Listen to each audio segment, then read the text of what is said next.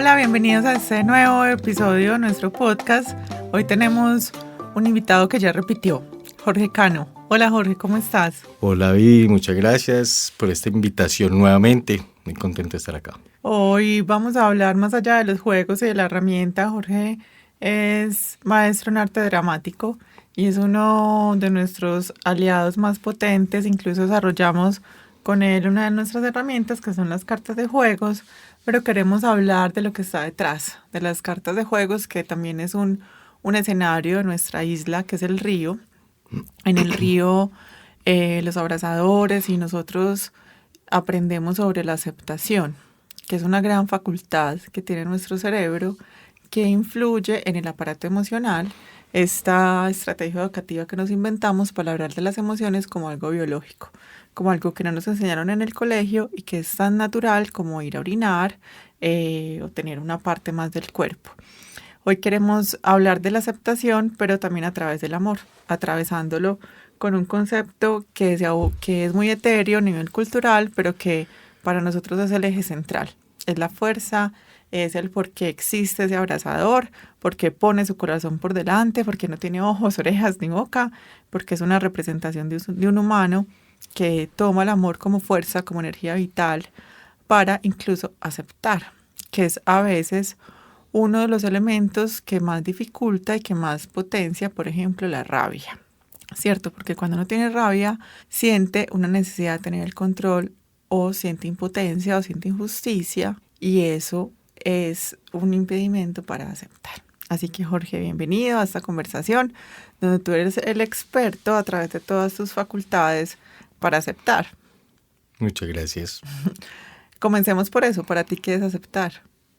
Aceptar para mí tiene que ver con recibir lo que sucede como un regalo de la vida. O sea, como las cosas que están aconteciendo en este momento, y cuando yo no peleo con lo que sucede, además entendiendo que yo no tengo el control sobre eso que sucede, sino depende de mí, y lo recibo como un regalo y ver qué puedo encontrar ahí, para mí eso es aceptar, cuando dejo de conflictuar con lo que pasa. ¿Por qué tú crees que nos cuesta tanto recibir?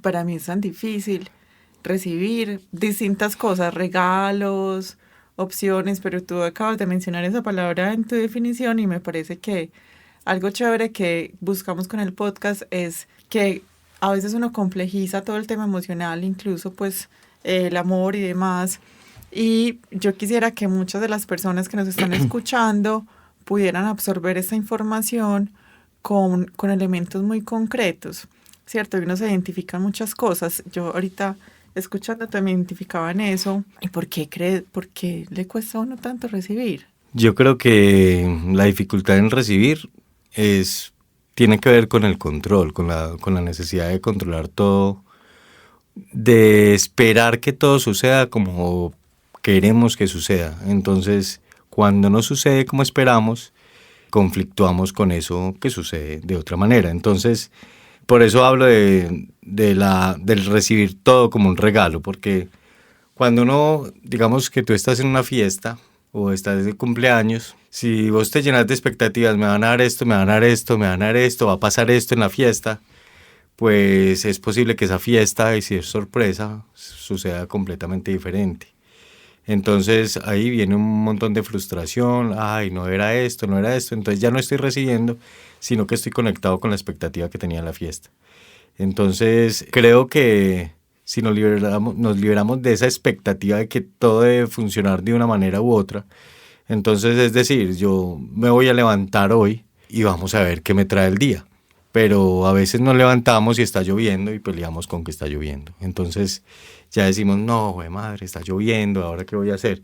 O había preparado desde el día anterior una ropa, una chaqueta que me regalaron o que compré y tal cosa, y amanece un día soleado, impresionante, y uno conflictúa con eso porque uno quería estrenar la chaqueta. Entonces no recibe el regalo del sol, del calor y eso, sino que pelea con eso que no estaba esperando, que quería que fuera de una manera y no es de esa manera. Entonces no recibimos ese regalo. Yo creo que tiene que ver con eso, como la aceptación sucedería en el momento que yo decido entender que no tengo el control de las cosas y que las cosas no suceden siempre como espero. Uno a veces trata de realiza acciones para que las cosas sucedan de una manera, pero ni siquiera las consecuencias de esas acciones sabemos cómo van a ser. Entonces, recibir, escuchar eso como un regalo, para mí es aceptación. No sé si di muchas vueltas, pero para mí tiene que ver con todo eso. Sí, es como tener el control incluso en el futuro, pues una expectativa, ¿cierto? Como que pensé como, ay, tener expectativas también es pretender de tener el control sobre algo que no ha sucedido. Sí, y ya que mencionas el futuro, yo creo que hablamos de los tiempos. O sea, si hablamos de 3 tiempos, presente, pasado y futuro, las, la falta de aceptación, o sea, hablando como de eso que no aceptamos, nos conecta un poco con el pasado también. O sea, es decir, esto que sucedió y peleo con eso que sucedió es falta de aceptación de aquello que aconteció, que por X o Y motivo sucedió. Puedes tener que ver acciones mías, decisiones mías, pero ya no puedo hacer nada con eso. Ya no puedo hacer, ya fue de una manera. Hay una frase que alguien, una persona que la mencionó en algún momento en un taller y decía que en México las personas cuando hay algo que sucede que no está bajo el control de ellas, dice ya llovió. Y es que cuando ya llovió, uno no tiene nada que hacer con esa lluvia que ya sucedió. O sea, ya fue. Entonces, creo que ese aceptar lo que sucedió, soltar un poquito el control de lo que va a suceder, nos conecta un poquito más con este presente y con la capacidad de recibir todo aquello que pueda pasar. Ujú.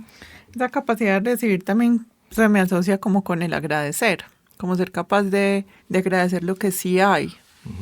Por eso la palabra regalo, porque uno en regalo, pues no faltará la persona que lo hace, pero un regalo dice, que ahí todo el mundo recibe su regalo y dice, muchas gracias, sea un regalo chiquitico, grande, un regalo que puede ser un abrazo, un regalo que puede ser una florecita que vio de un momento a otro en la matica de la casa. Entonces dije, uy, uno lo agradece, es un regalo. Entonces, como sí, hablando desde la improvisación, vemos que lo que sucede se convierte en una oferta. Y una oferta en la improvisación es un regalo. Y a un regalo en la improvisación uno le dice gracias y a ese gracias le suma con otra oferta. Entonces se convierte en ofertas, aceptaciones y más ofertas. Y eso nos hace avanzar en la historia. Y Jorge, ¿esto cómo llegó a ti? Pues tú estudiaste, ¿cierto?, en la Universidad de Antioquia. ¿Y cómo llegó a ti esta capacidad de aceptar? Pues, ¿o cómo llegó a ti este superpoder? Yo creo que más que llegó es como algo que se ha ido entrenando, así como la improvisación. A mí la improvisación me llegó en el año 99. Entonces llegó en el año 99 y primero empecé a trabajar la aceptación, pero para la escena. En la escena es muy importante esa aceptación para que las historias avancen, como te decía ahorita. Pero me fui dando cuenta que esa habilidad era necesaria para el ser humano, pues, y en ese momento el ser humano era yo, pues no estaba pensando como en los otros, sino que yo me daba cuenta de cosas en mí. Y no, yo creo que no es fácil, pues no es como decir, ya voy a aceptar todo, sino que hay muchas cosas que uno tiene que sanar también. O sea, hablando de lo que te decía ahorita del pasado, hay cosas que uno tiene que entender que la conciencia es diferente en este momento a ayer, a hace un mes, hace un año, hace muchos años. Entonces, para desconectarse de como de la sensación de culpa, de por qué no hice, por qué hice, un montón de cosas. Y entonces es como darle el giro a cómo uno ve las cosas, porque antes lo veía como, pues digamos que si veía cosas que no me gustaban de mi pasado, lo veía como desde el remordimiento, desde el por qué sucedió, desde el autoseñalamiento, que también tiene que ver pues con la improvisación y con la vida, pues, porque yo ya todo lo conecto entre improvisación y vida. Entonces, decidir como ya no lo veo desde esa parte negativa, sino desde ese aprendizaje de lo que sucedió. Insisto en lo que ya no puedo cambiar porque ya es pasado y decir, bueno, ya fue así, ¿qué puedo aprender de eso? Se fue construyendo como un entrenamiento. Todavía a veces uno se da cuenta que no está aceptando cosas, todavía se da cuenta uno que está peleando con las cosas. Pero ahí hay un elemento adicional que aparece con lo de la aceptación. Para poder aceptar hay que ser consciente también de lo que está pasando. Entonces es importante para mí, como en el trabajo que he ido desarrollando, ser consciente de lo que pasa, de lo que siento, de lo que pienso, de lo que percibo, de eso que pienso cómo me genera y dejar de satanizar esas cosas que se sienten, sino decir, bueno, eso es parte de mí y cómo puedo transformarlo si no me gusta. O sea que así nació un poco tu proyecto. Jorge tiene un emprendimiento muy potente que se llama Jorge Cano Impro para la vida. A través de la improvisación desarrolla habilidades socioemocionales en las personas. Así nació. Tú empezaste a entrenarte en improvisación y ahí en la reflexión quisiste demostrar pues, o entrenar a otras personas para que eso lo apliquen a su vida personal. Sí, lo que pasa es que ese nacimiento, pues no fue como una espera de 9 meses y nació, sino que ha sido como todo un proceso dentro de mí. Yo daba talleres de improvisación para la escena, y como te digo, empecé a ver como que esas habilidades eran súper importantes. Y si uno las tuviera, yo decía, "Uy, ¿cómo sería esto de tranquilo si yo tuviera esas habilidades para la vida?". Entonces, ese entrenamiento que se le fue dando a los actores, que cada vez eran menos actores y más gente del común, así quisieran improvisar para la escena, se fue volviendo una evolución, no tanto para lo que quieres lograr en la escena, sino por qué logras o no logras esto en la escena, por qué aceptas o no aceptas en la escena, por qué bloqueas propuestas o no, qué es lo que hay en la persona que hace que eso suceda. Entonces, todo se fue volcando hacia el ser humano más que el actor y se fue convirtiendo como en un proyecto de vida. De hecho, dentro de una metodología que yo trabajo, el tercer punto de la metodología es aceptar. Entonces yo hablo de darse cuenta, el segundo punto, darse cuenta, aceptar, decidir y actuar, elementos claves para la transformación. Y para mí en ese orden, porque vos puedes darte cuenta de algo que está en vos y puedes decir, bueno, eso me gusta o no me gusta. Y cuando decís, no me gusta, bueno, igual así ha sido, pero no soy eso. Empiezo a trabajar sobre cómo quiero que sea. Ese aceptar tiene que ver con eso. O sea, si ya ha sido, ¿para qué peleo con lo que ha sido? Yo digo, eso es parte de lo que he construido hasta ahorita. Yo puedo tomar una decisión en este momento y viene el tercer punto. ¿Qué quiero hacer con eso que me di cuenta? Que ya no peleo con eso, pero ya me di cuenta que no es. Entonces tomo una decisión. Y la cuarta es actuar, que es lo único que genera la transformación porque genera movimiento. Si yo me quedo decidiendo no pasa nada, pues me quedo en lo mismo. Pero si yo actúo, voy hacia una dirección específica según la decisión que tomé, que no garantiza que sea la más afortunada, porque uno no sabe cómo va a ser todo y eso hace parte de la incertidumbre y no de tener control. Yo tengo el control sobre la decisión y sobre la acción, pero lo que va a suceder con esa acción yo no tengo el control, porque eso no depende solo de mí. Esa va a ser mi próxima pregunta.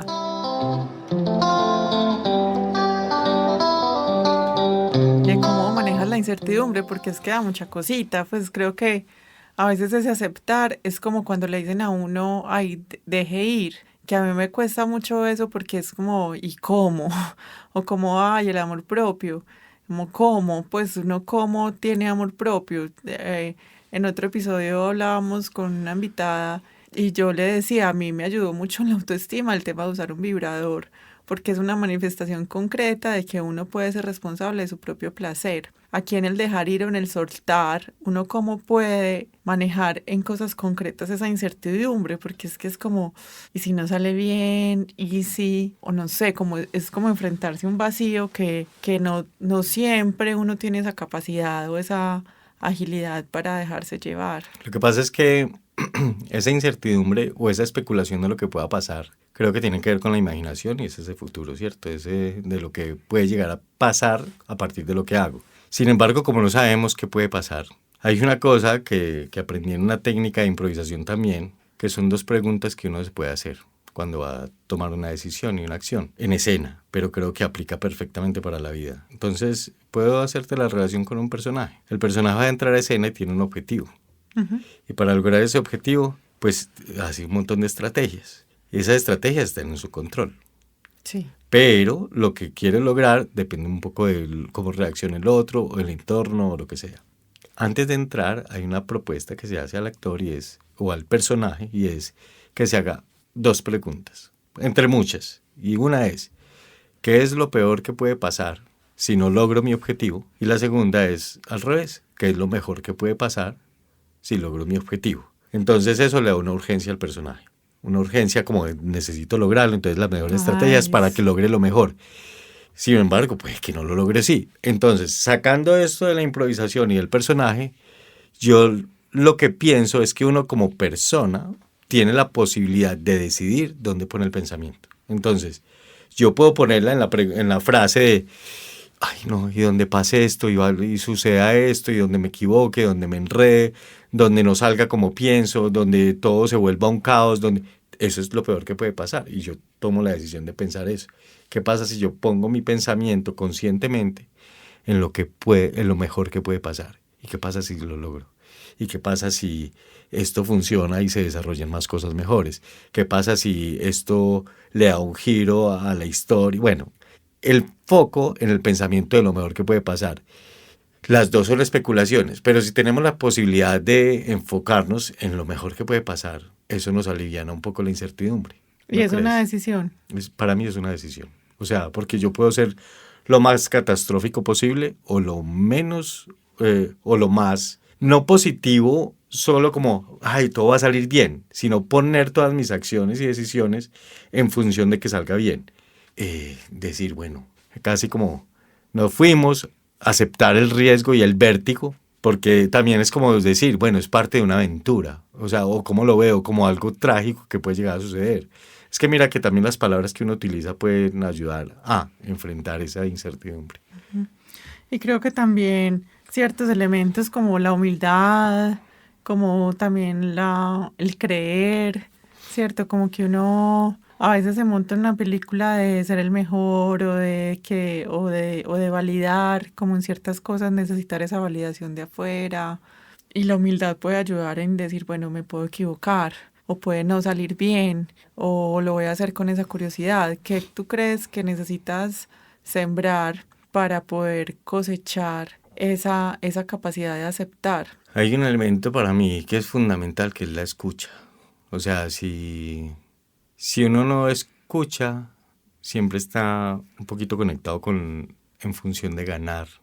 Y tú lo has dicho, es como el ego ahí diciendo que todo se ve como yo, como que gane. Y es que hay un tema que es casi todo en este momento, pues lo que yo percibo como en el mundo está medido en juicios de valor, o en ganar, perder, o mejor, peor. Esas cosas, o bien o mal, y todas esas cosas hacen que la persona esté conectada con esos juicios de valor y a veces nubla la escucha porque quiere ser mejor, quiere, o sea, entra en un estado de competencia como constante. Mira que una de las virtudes que tiene la improvisación es no es competitiva, sino cooperativa. Entonces, si yo veo que estamos, digamos, tú y yo trabajando en función de sacar algún producto, lo que sea, si yo escucho tu oferta, es posible que yo sienta que tu oferta funciona un poco más para lo que estamos buscando los dos, para lograr pues, ese objetivo que esperamos. Pero a veces si uno está conectado con esa competencia, con cómo va a ganar la oferta de Viviana, entonces dónde queda mi propuesta, tal cosa, yo empiezo a imponer, dejo de escuchar tus propuestas, porque ya quiero rescatar la mía por sobre todo, es mi ego peleando ahí. En cambio, si yo escucho, siento las cosas, pongo las dos como en la balanza, que puede funcionar, podemos sacar una de las dos, o no, finalmente esta es más potente, la tuya o la mía, o lo que sea, pero realmente estamos conectados desde la escucha, desde la palabra que dijiste antes de comenzar el podcast, como desde el amor, como lo dices del abrazador, que no, como no tiene esos otros sentidos, sino el corazón, todo lo hace sin juicio.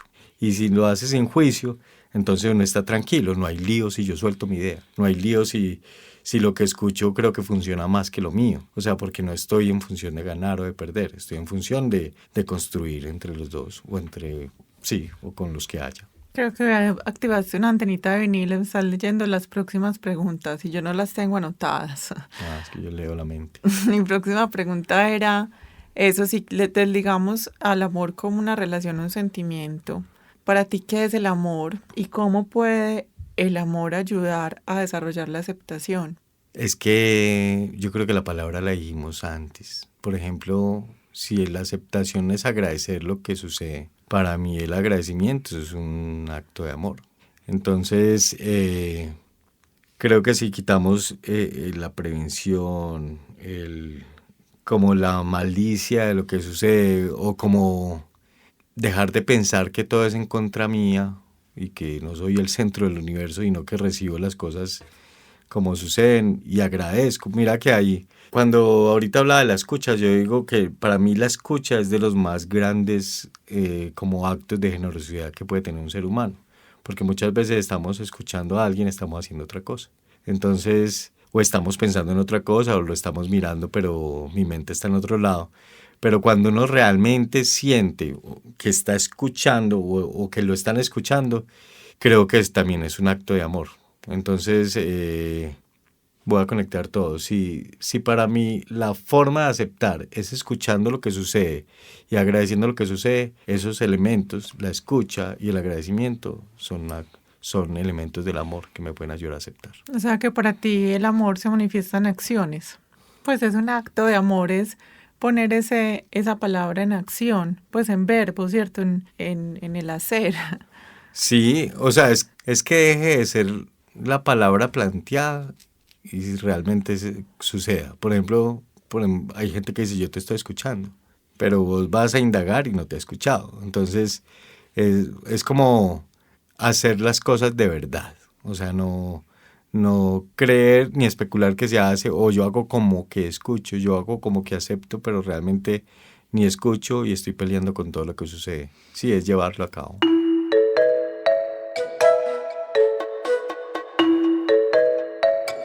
Ese pelear también se me hace mucha relación como al sufrimiento, porque puede ser que uno no se ponga en una actitud defensiva, pero que se lo sufra desde el drama, ¿cierto? Como desde la víctima, como, ay, no, esto me pasó esto y es lo peor, o aquel me hizo tal cosa, o la vida es injusta conmigo. Y en esa posición de víctima yo creo que también hay una relación con el no poder aceptar y lo que tú dices, como más allá, lo más profundo es la decisión, pero uno a veces lo condiciona con una actitud. Yo creo que la actitud es la capacidad de decidir cómo vas a afrontar, desde qué lugar te vas a parar o de qué lugar vas a contar como tu propia historia, que incluso eso es una de las cartas de los juegos, ¿cierto? Como la historia de cómo uno se cuenta ciertos sucesos de la vida para también darle otra trascendencia, una capacidad de aprender de ellas. Creo que también te has referido mucho como no solamente a la pelea, sino a la decisión que uno toma respecto a sufrir por eso que le está pasando o a ponerse en una posición de activa con ese amor, pues como capaz de ser responsable por lo que uno quiere, por cómo uno quiere asumir eso que le está pasando, si eso luchar o fluir con ello un poco. Por eso te hablaba ahorita de como sentir que no es todo contra mí. O sea, porque cuando yo creo que todo es contra mí, es el ego ahí como a flor de piel. Y volviendo como al ejemplo de lo que no puedo controlar. Es que si, mira que una situación siendo la misma, si yo sufro o no sufro, sigue siendo la misma situación, ¿cierto? Entonces, lo que te decía ahorita, te puedo hacer una historia de algo que pasó Claro ahorita. que sí. Ahorita cuando venía para acá, que debe estar a una hora, y tenía como el tiempo, yo dije, bueno, esto pasa, yo soy como, se me da bien calcular los tiempos para llegar a los lugares, soy bastante puntual. Y cogí un transporte que no era, pues me equivoqué, me llevó a otro lugar y ya entonces me tenía que volver y cuando me volví se largó un aguacero y había una congestión impresionante. Entonces yo te escribí y te dije, está cayendo un aguacero, ahorita, pues te conté ya. Y uno se puede conectar con eso, como que los ponga más y la situación sigue la misma, o sea, sigue el mismo aguacero, el mismo taco, la misma afluencia de carros que no avanza y todo eso, y yo estoy vuelto en nada, pierdo la paz, se me daña el día, llego aquí mal genio, Claro. y pasa todo eso. Y eso nada de lo que sucedió cambió. Y si yo digo, bueno, ya le avisé a Viviana, le mandé la ubicación para que sepa cómo estoy de cerca o de lejos, y ya, no puedo hacer nada más, y aquí estoy. Pues si estuviera en mi control mover los carros y que yo pase más derecho, pues tengo una acción para ejecutar, pero si no tengo nada que hacer y esa es la congestión, ¿para qué va a perder la tranquilidad? Que para mí, ese que dices del sufrimiento, al opuesto, para mí la aceptación es que la vida sea más tranquila. También ayudaría un poquito como al amor propio, como a cuidarse porque las consecuencias de asumir un estrés ahí, qué cansancio mental, qué agotamiento o el mal genio. En cambio, si uno también podría ponerse por delante incluso de ese posible sufrimiento, pues es una manera de cuidarse a uno mismo, de quererse un poquito. De cuidarse y de cuidar que el entorno, porque mira que una persona que se conecta con eso, por ejemplo, alguien, vamos a ponerme como X ahí, está en esa situación, está súper acelerado, necesita llegar.